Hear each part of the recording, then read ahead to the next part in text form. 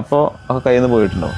ഈ ഒരു രീതിയിൽ വരാതിരിക്കാൻ രീതിയിൽ വരാതിരിക്കാനെന്ന് പറഞ്ഞു കഴിഞ്ഞാൽ മെയിനായിട്ട് കസ്റ്റമേഴ്സ് ചൂസ് ചെയ്യുമ്പോൾ, ഇൻസ്റ്റാളേഴ്സിനെ ചൂസ് ചെയ്യുമ്പോൾ മിനിമം ഒരു 5 years എക്സ്പീരിയൻസ് ഉള്ള മാർക്കറ്റ് കമ്പനീനെ ചൂസ് ചെയ്യുക. ഒന്ന്. രണ്ടാമത്തത് എത്രത്തോളം ഇൻസ്റ്റാളേഷൻസ് അവർ ചെയ്തിട്ടുണ്ടെന്ന് MNRയുടെ വെബ്സൈറ്റിൽ തന്നെ കയറി കഴിഞ്ഞാൽ എന്ത് ചെയ്യാൻ പറ്റും, ഓരോ ഇൻസ്റ്റാളേഴ്സും രജിസ്റ്റേർഡ് വെണ്ടർ ആണെങ്കിൽ അതിൽ കാണിക്കും. അതിൽ കയറി കഴിഞ്ഞാൽ അവർക്ക് എന്ത് ചെയ്യുക അറിയാൻ പറ്റും ഈ ഇൻസ്റ്റാളർ ഇത്ര എണ്ണം ചെയ്തിട്ടുണ്ട് എന്നുള്ളതൊക്കെ. അതേപോലെ ഇപ്പോൾ ഓരോ സ്ഥലത്തും ഇപ്പോൾ ഇൻസ്റ്റാളർ വരുമ്പോൾ നമുക്ക് എന്ത് ചെയ്യുക, നിങ്ങളിവിടെ അടുത്ത് ചെയ്തിട്ടുള്ള റെഫറൽ ലിസ്റ്റ് ചോദിക്കും അവരുടെ അടുത്ത്, ചെയ്ത വർക്കൊന്ന് കാണാൻ. കാരണം ഓരോ കസ്റ്റമറും സ്പെൻഡ് ചെയ്യണത് പറഞ്ഞു കഴിഞ്ഞാൽ മിനിമം 2 lakhs അതിൻ്റെ എബോവ് ആയിരിക്കും. ഒരു വലിയ ഇൻവെസ്റ്റ്മെന്റ് ആണ് ചെയ്യുന്നത്. അതൊരു ലൈഫ് ടൈമിൽ ഒരിക്കൽ ചെയ്യുന്ന ഒരു ഇൻവെസ്റ്റ്മെന്റ് ആണത്. 2 lakh ഇൻവെസ്റ്റ് ചെയ്യുന്ന ആ കസ്റ്റമറിനെ സംബന്ധിച്ചിടത്തോളം അയാൾക്ക് വലുതാണ്. ഓരോരുത്തരുടെയും യൂസേജിനനുസരിച്ചിട്ട് അത് വാരി ചെയ്യണ്ടാവും. അപ്പോൾ അത് അടുത്തുള്ള റെഫറൽ എന്ത് ചെയ്യാൻ ഒന്ന് വിസിറ്റ് ചെയ്യണ ഏറ്റവും നല്ലതാണ്. പിന്നെ ഇവർ പ്രപ്പോസൽ തരുമ്പോൾ അതിൽ കറക്റ്റായിട്ട് ഇപ്പോൾ പല കമ്പനികളിലും പ്രപ്പോസലിലൊക്കെ എന്ന് പറഞ്ഞു കഴിഞ്ഞാൽ ഒരുപാട് ബ്രാൻഡ്സ് മെൻഷൻ ചെയ്തിട്ടുണ്ടാവും.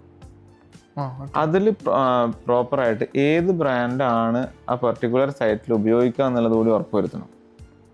അതായത് ഇപ്പോൾ നമ്മളൊരു എക്സാമ്പിൾ എടുക്കുകയാണെങ്കിൽ ഒരു ഇൻവെർട്ടറിൻ്റെ അല്ലെങ്കിൽ പാനലിൻ്റെ എക്സാമ്പിൾ എടുക്കുകയാണെങ്കിൽ അദാനി ഉണ്ട്, വാരി ഉണ്ട്, വിക്രം അല്ലെങ്കിൽ പ്രീമിയർ, ഇങ്ങനെയൊക്കെ ഇതുണ്ട്. ഇതൊക്കെ സ്ലാഷ് ഇട്ടിട്ട് ഇങ്ങനെ പാനൽസിൻ്റെ അവിടെ എഴുതിയിട്ടുണ്ടാവും. ഇതിൽ ഏതാണ് എത്ര റേറ്റിങ്ങിൻ്റെയാണ് ഉപയോഗിക്കുക എന്നുള്ളത് ഒക്കെ കറക്റ്റായിട്ട് എന്ത് ചെയ്യണം, ജസ്റ്റ് ഹൈലൈറ്റ് ചെയ്യാനെങ്കിലും ഈ പ്രപ്പോസൽ കിട്ടുമ്പോൾ അതിൽ ചോദിക്കണം. അപ്പോൾ കറക്റ്റായിട്ട് എന്ത് ചെയ്യുന്നു പറഞ്ഞു കഴിഞ്ഞാൽ ഇന്ന ബ്രാൻഡാണെന്ന് പറയാൻ പറ്റും. ഒന്ന്. പിന്നെ അതേപോലെ ഇൻവെർട്ടർ സൈഡിലും ഈ കാര്യങ്ങൾ നോക്കുക. പിന്നെ കറക്റ്റായിട്ട് ഓരോ മെറ്റീരിയൽസ് യൂസ് ചെയ്യണത്, ഇപ്പോൾ MCBകൾ ആണെങ്കിൽ SPD, അതേപോലെ കേബിൾസ്, ഇതൊക്കെ കറക്റ്റായിട്ട് കൊട്ടേഷനിൽ മെൻഷൻ ചെയ്തത് എന്ത് ചെയ്യാം, ശ്രദ്ധിക്കുക.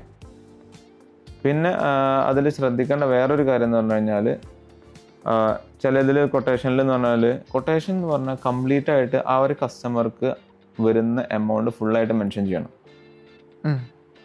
പലതെന്ന് പറഞ്ഞു കഴിഞ്ഞാൽ സർവീസ് അടക്കം അതിൽ മെൻഷൻ ചെയ്യണം. പല ഇതിലും കൊട്ടേഷനിൽ എന്തായിരിക്കും എന്ന് പറഞ്ഞു കഴിഞ്ഞാൽ KCBയിൽ അടക്കേണ്ട ഫീസ് നിങ്ങൾ അടക്കണം, അത് അഡീഷണൽ ആയിട്ട് വേറെ പിന്നെ കസ്റ്റമർ കാണേണ്ടി വരും. അപ്പോൾ അതൊക്കെ ശ്രദ്ധിച്ചിട്ട് മാത്രം പ്രപ്പോസൽ. അപ്പോൾ അതെന്താന്ന് പറഞ്ഞു കഴിഞ്ഞാൽ ഒരു നല്ല അല്ലെങ്കിൽ ഒരു മറ്റേ സ്റ്റാൻഡേർഡ് ആയിട്ട് മാർക്കറ്റിലുള്ള ഒരു ഇൻസ്റ്റാളേഷൻ കമ്പനി, ഒരു EPC, ഇതൊക്കെ ഇൻക്ലൂഡ് ചെയ്തിട്ടാവും എന്ത് ചെയ്തിട്ടുണ്ടാവും, കൊട്ടേഷൻ കൊടുത്തിട്ടുണ്ടാവും.